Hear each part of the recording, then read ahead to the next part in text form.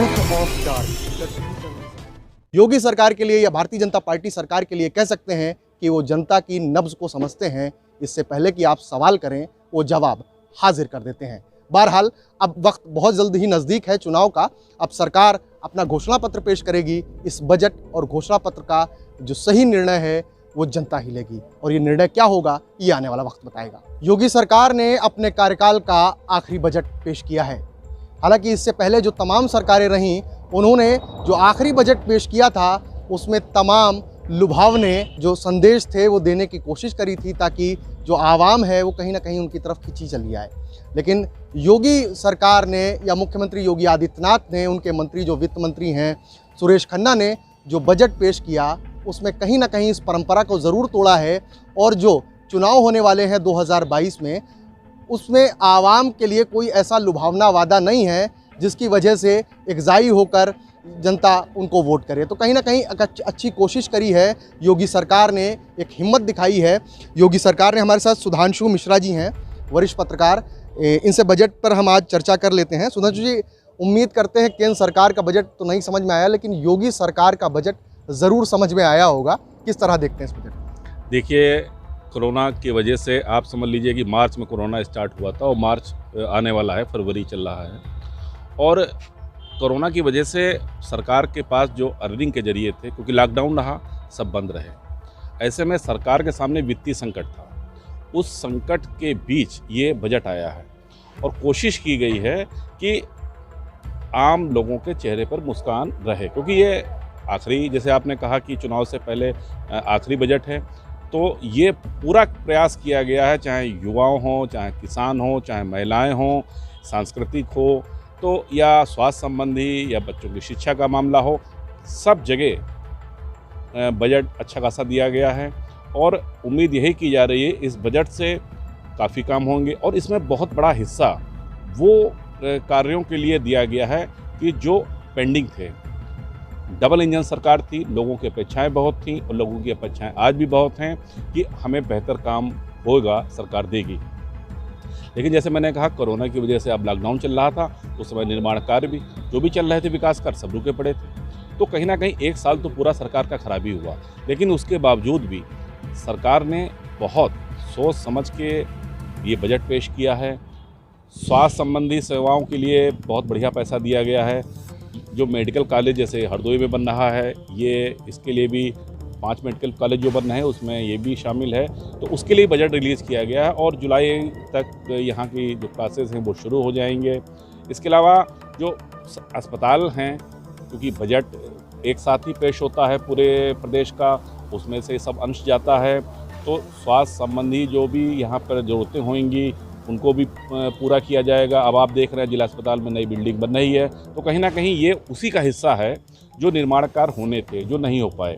तो कोशिश सरकार की यही रही। अब गन्ना किसानों के भुगतान के लिए पैसा रिलीज किया गया है, तो निसंदेह जो भुगतान पेंडिंग होंगे वो होंगे। और गन्ना चूँकि अब खरीदा ही जा रहा है, तो कुल मिला के ठीक है। उसके अलावा जो पर्यटन को बढ़ावा देने के लिए भी जैसे कि धार्मिक स्थल हैं, नैमिष क्षेत्र, तो वहाँ पर भी पैसा दिया गया है। तो कुल मिला के ये कह सकते हैं कि सरकार ने हर चेहरे पर मुस्कान लाने का प्रयास किया है। लेकिन 2 सवाल हैं मेरे। मैंने बहुत गौर से देखा इस बजट को, तो सबसे अच्छी चीज़ जो हमें देखने को मिली वो ये कि योगी सरकार ने इस बजट में शिक्षा पर बहुत जोर दिया है। माने स्टेट यूनिवर्सिटी लगभग हर मंडल पर खोलने का वादा किया है। इसके अलावा तमाम मेडिकल कॉलेज नए बनाने की स्वीकृति दी है, और जो जहां बन रहे थे, चाहे हरदोई हो या हमीरपुर हो, वहां पर जुलाई से चिकित्सा की जो शिक्षा है वो शुरू करने की बात कही है। लेकिन जो सबसे बड़ा सवाल है, शिक्षा पर जोर दिया है, अच्छी बात है, लेकिन नई शिक्षा नीति जो आई है उस पर क्या हो रहा है, उसको लेकर क्या योजना है, ये एक बड़ा सवाल है। इसको बजट में शामिल नहीं किया गया, क्या वजह है? क्योंकि बहुत बड़ा प्लान था केंद्र सरकार का नई शिक्षा नीति का, उसका कहीं कोई जिक्र नहीं है। देखिए, शिक्षा नीति तो चली रही, लागू है ही, और प्लानिंग क्या है, नई प्लानिंग क्या है? स्टेट यूनिवर्सिटी बनाएंगे, ठीक है, सब समझ में आता है, लेकिन जो नई शिक्षा नीति लेके आए थे उसमें बहुत सारे अमेंडमेंट थे, बहुत सारी अच्छी चीज़ें थी, उसमें क्या करने वाले हैं? देखिए, उसमें बजट में तो कोई इसका जिक्र है नहीं। शिक्षा को बढ़ावा देने के लिए काफ़ी पैसा रिलीज किया गया है। और जैसे मैंने बताया कि साल भर पूरा खराब हुआ है, तो अब शिक्षा का स्तर सुधरा है। देखिए, नकल विहीन परीक्षाएं शुरू हुई हैं उत्तर प्रदेश में, एक बड़ी बात है। पहले आप देखते थे भाजपा सरकार से पहले किस तरह हरदोई में नकल हुआ करती थी, अन्य जिलों के नहीं बल्कि अन्य प्रदेशों के लोग यहाँ पर आते थे और टॉपर बन के चले जाते थे। उसको रोक लगी है। तो कहीं ना कहीं वो जो शिक्षा नीति की आप जब बात कर रहे हैं, वो शिक्षा नीति पर काम हो रहा है और आने वाले समय में सार्थक परिणाम उसके भी दिखाई पड़ेंगे। मतलब पुराने की कोई बेहतर प्लानिंग नहीं है, लेकिन नई प्लानिंग की कोशिश योगी सरकार की जारी है। चलिए अब दूसरे सवाल पर हम आ जाते हैं। किसानों के लिए बहुत अच्छा बजट है, ऐसा योगी सरकार दावा कर रही है। एक अच्छा मोटा बजट इन्होंने किसानों के लिए एक हिस्सा अच्छा खासा दिया है।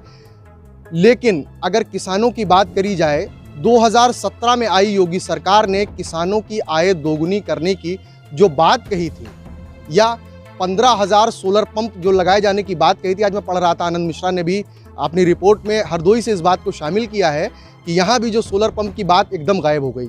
तो दो बातें होती हैं, एक तो आय दोगुनी करना, एक जो सोलर पंप की बात हो रही थी 15,000 सोलर पंप लगने थे, उसका क्या हुआ साहब? एक नई प्लानिंग फिर हम ले आए, लेकिन जो पुरानी प्लानिंग थी उसका क्या हुआ? देखिए, पुरानी प्लानिंग ऐसा नहीं है कि वो समाप्त कर दी गई हो, वो लागू है और उस पर लोगों को लाभ भी मिला है। हरदोई में भी अगर बात की जाए, बहुत से किसान इसको लाभान्वित हुए हैं। इसके अलावा आपको बता दूं कि कृषक दुर्घटना योजना जो है उसमें करीब 600 करोड़ रुपए दिया है सरकार ने। इसके अलावा ब्लॉक स्तर पर कृषक उत्पादन संगठनों की स्थापना की जाएगी, इसके लिए 100 करोड़ रुपए दिए गए हैं। मुफ्त पानी के लिए, देखिए पानी मुफ्त मिल रहा किसानों को, तो उसके लिए भी 700 करोड़ रुपए दिए गए हैं। गन्ना के किसानों की मैं बात कर ही चुका हूँ। तो किसानों की आय तभी दुगनी होगी जब उनको सुविधाएं मिलेंगी। तो सुविधाएं बढ़ाने के लिए, जैसे कि अब डीजल इतना महंगा हो गया, अब अगर ऐसे में किसान अपनी खुद का पानी लगाता है पंपिंग सेट से, तो उसको पैसा खर्च करने पड़ेंगे। लेकिन वही अगर सरकारी ट्यूबवेल पे नहर के थ्रू उसको पानी निःशुल्क मिलता है, तो कहीं ना कहीं उसकी आय बढ़ेगी। देखिए, आय बढ़ने का मतलब ये नहीं होता है कि उसकी उपज जो है वो डबल दाम में खरीदा जाएगा, क्योंकि एमएसपी लागू है यहाँ पे। लेकिन जो आय पे आने वाला खर्च है, पहले यूरिया की कालाबाजारी होती थी, डीएपी की कालाबाजारी होती थी, ये सब रुकी है। और अब खूब मिल भी रही है, सुलभ है, सब किसान ले जा रहे हैं। तो अब ये चीज़ें जो हुई हैं नई, तो निसंदेह कि पहले किसानों को जब ज़्यादा खर्च करना पड़ता था, उनकी पैदावार उतनी ही होती थी। अब कम खर्च करना पड़ा, पैदावार भी बढ़ रही है, तो कहीं ना कहीं आय तो बढ़ रही है किसानों की।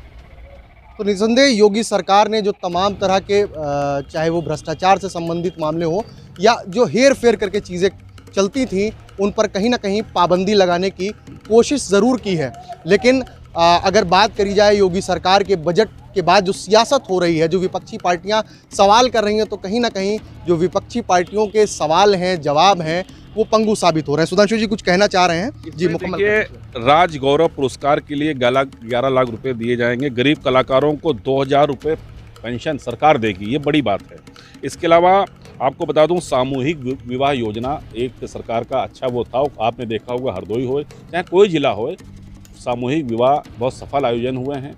लोग शादी वहाँ पर जो गरीब कन्याएं थी उनकी हुई, जो नहीं थे वृहद आयोजन करते थे। इसके अलावा सरकार ने दहेज भी दिया, काफ़ी आइटम सरकार ने दिए। और इसके अलावा आपको बता दूं कि आप चूँकि अधिवक्ता भी हैं, तो जिलों में न्यायालय भवन की स्थापना के लिए भी 400 करोड़ रुपया जारी किया है। हर मोर्चे को संभाला है सरकार ने।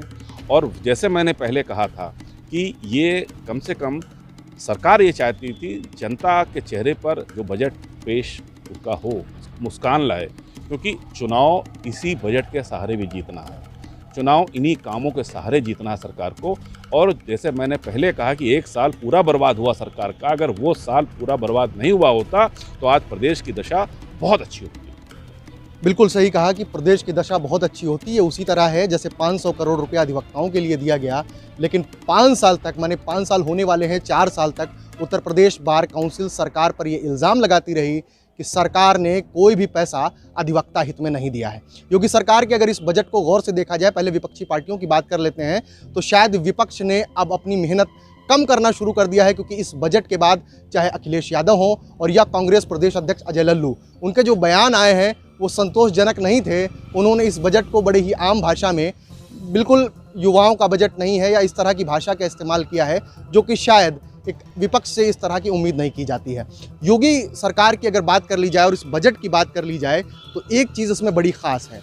पहली तो मैं आपको ये बता दूं कि योगी सरकार ने उन परंपराओं को तोड़ा है जिसमें लुभावने वादे किए जाते थे, उस परंपरा को तोड़ा है। लेकिन शायद इसके साथ एक चीज़ और जोड़ना ज़रूरी है। मैंने आपको कई बार इस खबर को दिखाया है और इस बात को बताया है कि जो चीज़ें सोशल मीडिया पर चल जाती हैं वो चीज़ें इस सरकार में ज़रा भी नहीं होती। और अगर इस बजट को गौर से देखा जाए तो डिजिटल पर बहुत ज़्यादा जोर दिया है, और जो बजट भी पेश किया गया है वो भी डिजिटल माध्यम से पेश किया गया है। और इस डिजिटल का मैंने इस्तेमाल इसलिए किया कि उत्तर प्रदेश में जब पूर्ण बहुमत की सरकार आई थी तो सुरेश खन्ना, मनोज सिन्हा जैसे नाम चल रहे थे, लेकिन उनको मुख्यमंत्री नहीं बनाया गया क्योंकि वो नाम सोशल मीडिया पर चल गए थे और ऐसा चेहरा सामने लाया गया जो लोगों की उम्मीद ही नहीं था। इसी तरह अभी अगर ताज़ा लेटेस्ट किस्सा ले लिया जाए तो अरविंद कुमार शर्मा, जिनका डिप्टी सीएम पर नाम चल रहा था, लेकिन अब तक उनका कुछ कल्याण नहीं हुआ है। और उम्मीदें ये कितनी थी इससे ही अंदाज़ा लगाया जा सकता है कि राजनाथ सिंह का बंगला खाली कराकर, माने 4 कालिदास मार्ग को खाली कराकर अरविंद कुमार शर्मा जो विधान परिषद के सदस्य हैं उनको दे दिया जाता है। तो शायद योगी सरकार को ये पता था कि अगर हम लुभावना बजट पेश करते हैं तो कहीं ना कहीं विपक्ष या और जो ट्रोल करने वाले लोग हैं वो तमाम तरह की बातें पूछेंगे कि कोरोना काल में बजट कहाँ से आएगा। इसलिए योगी सरकार के लिए या भारतीय जनता पार्टी सरकार के लिए कह सकते हैं कि वो जनता की नब्ज़ को समझते हैं। इससे पहले कि आप सवाल करें वो जवाब हाजिर कर देते हैं। बहरहाल अब वक्त बहुत जल्द ही नज़दीक है चुनाव का। अब सरकार अपना घोषणा पत्र पेश करेगी। इस बजट और घोषणा पत्र का जो सही निर्णय है वो जनता ही लेगी, और ये निर्णय क्या होगा ये आने वाला वक्त बताएगा। फैजी खान।